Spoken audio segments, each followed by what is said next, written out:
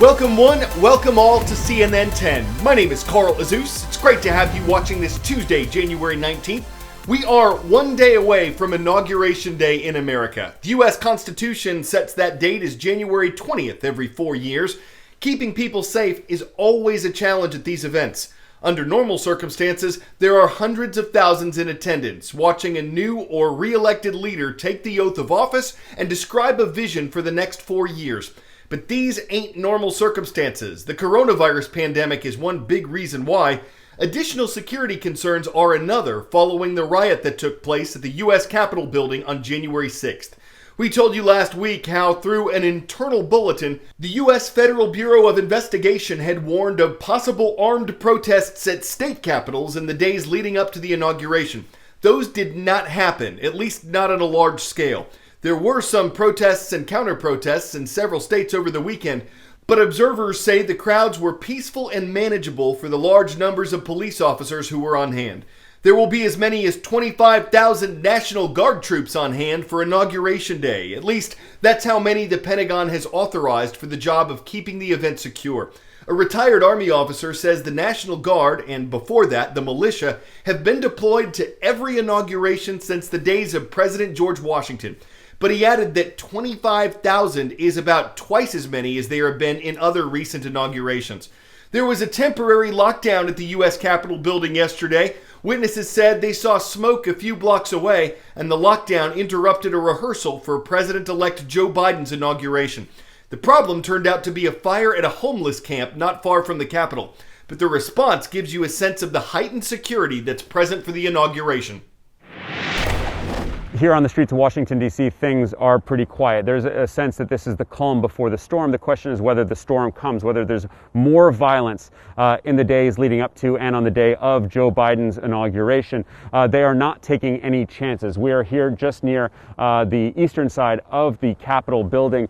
You can see they've set up what is essentially a fortress around the Capitol. 8-foot fences. They call them non-scalable. There's razor wire all along the top. There is just a staggering amount of security here on the streets of D.C., many of which have been closed down for traffic and for pedestrian traffic. Thousands, 25,000 National Guard troops may be mobilized for the inauguration of Joe Biden. You can see some of them right here behind me.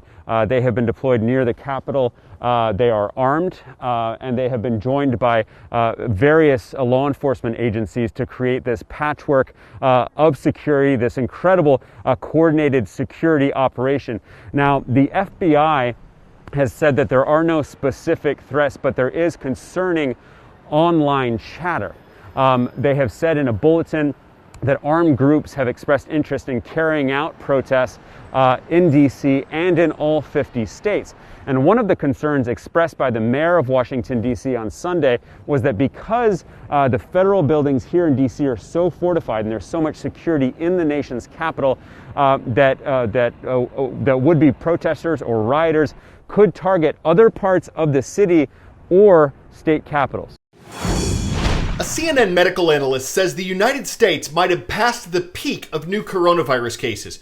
A few weeks ago, health officials said hospitalizations related to the disease were at about 132,000 per day. Now, these hospitalizations are down to 124,000 per day, so some improvement there. But a former commissioner from the U.S. Food and Drug Administration says there's a new variant of COVID-19, a new strain of it that could cause another increase in coronavirus cases. He says the silver lining there is that a lot of people will have already been infected with the disease and will be immune to it, and a lot of others will be getting a new emergency vaccine. This is how herd immunity is achieved. It's when most of a population becomes immune to a disease, and it can happen in two main ways. Either enough people have recovered from the illness and developed immunity naturally, or a drug like a vaccine prevents people from getting sick in the first place. Scientists don't know yet if the two approved vaccines work against the new COVID variant. There's also been some confusion about whether the second doses will be available. Drug makers say each of the approved vaccines requires 2 shots given a few weeks apart to be fully effective. And because the government released all of its available doses to try to give as many people as possible their first shot, it's not clear if the second dose will be available to everyone on time. The Trump administration says it's confident that ongoing vaccine production will keep up with demand. If you've received the vaccine, but others around you haven't, you still have to follow precautions. That's because we don't know yet whether the vaccine prevents you from being a carrier of coronavirus. You could be immune from getting ill yourself, but might still transmit the virus to others without knowing it. So if you are getting together with members of your extended family who are not vaccinated, make sure that everyone is still following precautions. See one another outdoors with members of different households spaced at least 6 feet apart. Avoid being indoors together and wear masks if you must be. Some people who have received the vaccine might decide that they can take on risks that they might not have before. Maybe they want to travel or get that hug from a grandchild. Remember that the vaccine is still not 100% effective, so it's important to keep up other measures like masking to reduce risk. Also, risk is additive, so if you do one high-risk activity, don't also do others. Remember too that it takes time for the vaccine to kick in. 2-dose vaccines require both doses to be administered, then another 2 to 3 weeks to reach a high level of immunity. 10-second trivia.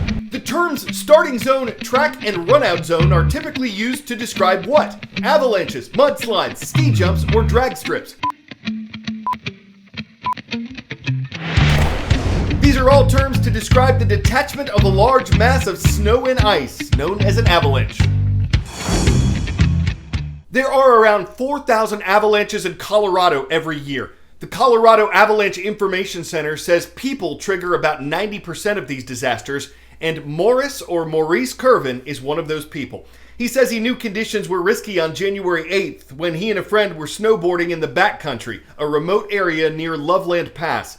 His quick thinking and a survival airbag, which you'll hear give a whooshing sound in this next report, are the likely reasons why he was able to survive and record an avalanche. I was the trigger point for sure. You'll see me glance in the video above my right shoulder. I'm watching the cracks go up the ridge above me. I didn't really panic much at all. My go-to was to stay afloat at first.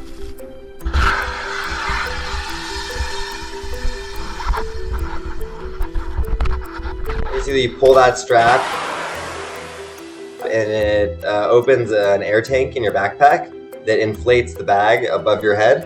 And so it kind of gives your back and neck a little bit of shelter.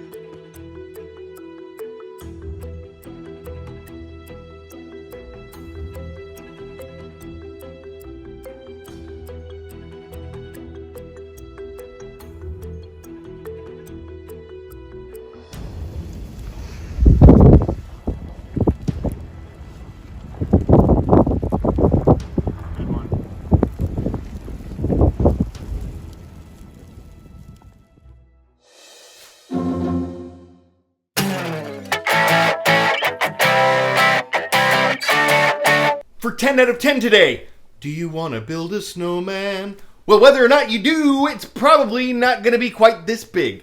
This is a snow monster, a snow megalodon, a snowman. It's 15 feet tall. A family in Iowa put this thing together. The young man who led the way happens to be 6 feet 3 inches tall, and he used an 8-foot ladder to top it off. Rome wasn't built in a day, and neither was this thing. The builders just kept adding to it whenever they could. When folks are home and frozen too, the next right thing may be to venture into the unknown, avoid getting lost in the woods, and ask every friend who doesn't have a frozen heart if they want to build a snowman. Hey, some things never change. Coincidentally, it's a school in Sioux City, Iowa that gets today's shout out, talking about North High School. Thank you for subscribing and leaving a comment at youtube.com/CNN10. I'm Carl Azus for CNN.